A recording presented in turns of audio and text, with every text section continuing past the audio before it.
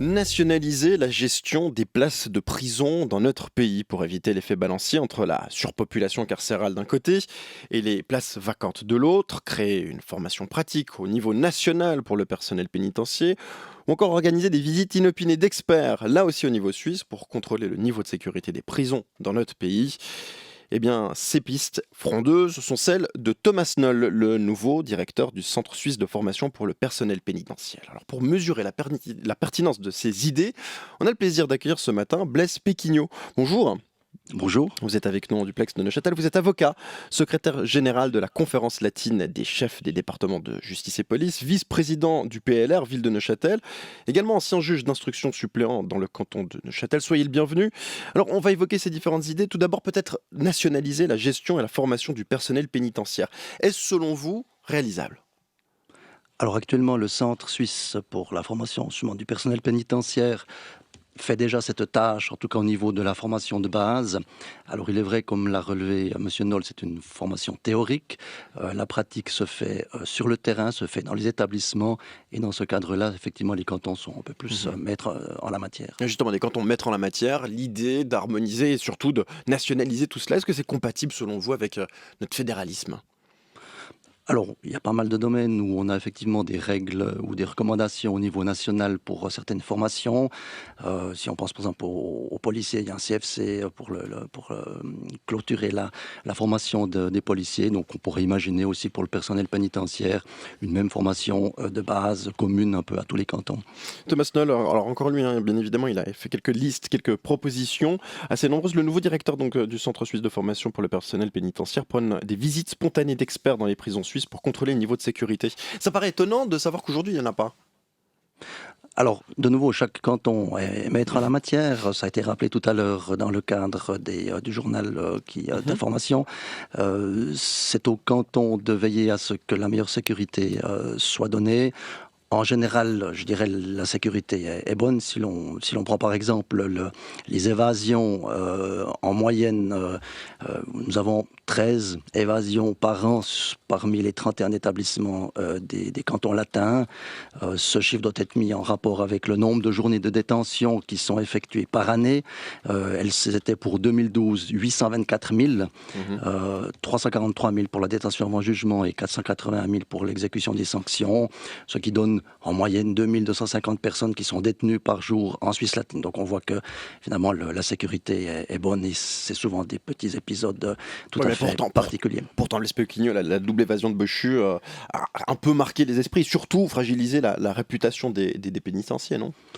Alors, cette double évasion procède je dirais, de quelque chose de tout à fait extraordinaire. Une attaque à la Kalachnikov on n'a jamais vu cela. On est quasiment dans les meilleurs polars que l'on puisse voir sur grand écran.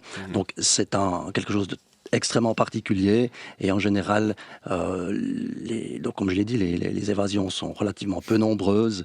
Donc la sécurité est bonne. Alors, la sécurité est bonne, elle peut toujours être améliorée et je dirais, elle suit un peu les éléments que l'on peut constater peut-être par une évasion particulière ou une autre. Donc, c'est quelque chose qui est sans arrêt réexaminé, remis en cause et les améliorations sont faites en fonction des constats qui peuvent être effectués. Alors, faut-il effectivement une commission nationale qui surveille la sécurité ? Il y a déjà la Commission nationale pour la prévention de la torture qui fait ces visites inopinées, alors qui prend plus l'aspect, je dirais, de conditions de détention, mais là aussi, il peut y avoir des éléments... Mais le terme inopiné pourrait peut-être améliorer d'une certaine façon la formation aussi, non ? Bon, en général, les remarques, par exemple, je parlais de la Commission nationale pour la prévention de la torture, les remarques que cette commission peut faire, elles sont la plupart du temps déjà connues des établissements et souvent les améliorations sont en cours d'exécution. Alors, si ça peut encore améliorer, peut-être, mais je pense que ce serait peut-être un déploiement d'activités un peu trop grand par rapport au constat qui existe déjà, qui montre que les prisons sont finalement assez bien sécurisées. Autre interrogation, celle autour notamment du registre national qui recense le nombre de places disponibles dans les prisons de notre pays pour éviter l'effet de la surpopulation. Alors ça, en Suisse romande, les prisons en sont victimes. Bonne idée ?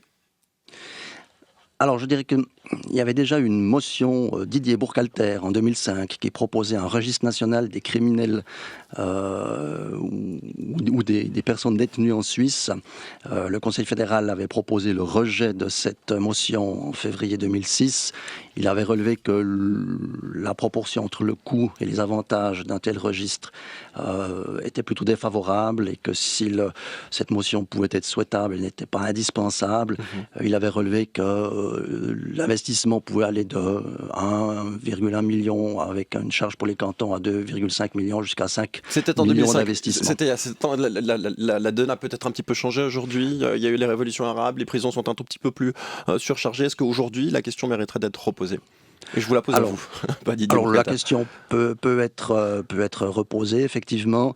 En général, les offices d'exécution des peines ont leur contact, savent qui contacter pour trouver des places. Alors c'est vrai que le printemps arabe, comme vous l'avez relevé, a créé un afflux tant de criminalité et par la force des choses également de journées de détention. Phénomène que la Suisse alémanique a moins connu, effectivement. Mais de nouveau, une gestion, c'est toujours extrêmement difficile à mettre en place. Il faut l'alimenter régulièrement. Et je pense que en général, les directeurs de prison ou respectivement les responsables pour l'exécution savent à qui ils peuvent demander. Dernièrement, je sais qu'une demande a été faite pour placer plusieurs détenus dans les prisons romandes pour les mettre dans des places disponibles en Suisse allemande. Vous seriez pour l'idée d'une sorte de tourisme pénitentiaire, si je peux utiliser ce terme-là ? Le tourisme pénitentiaire, si je reprends votre expression particulière, peut être un obstacle à certains niveaux. Il faut d'abord distinguer entre la détention avant jugement, donc lorsque le procureur mène l'enquête, où là, je dirais, la proximité du détenu avec la direction de la procédure doit être, je dirais, préservée, parce que si vous devez en une semaine faire 3 ou 4 interrogatoires et que vous devez aller chercher votre détenu au fin fond de la prison pour l'amener à Genève, ça n'est pas très rationnel. Donc dans le cas de la détention avant jugement, je ne pense pas que ce soit une bonne solution. Pour ce qui est de l'exécution des peines, ça peut être un élément. Thomas Knoll disait ça permettrait d'apprendre une autre langue.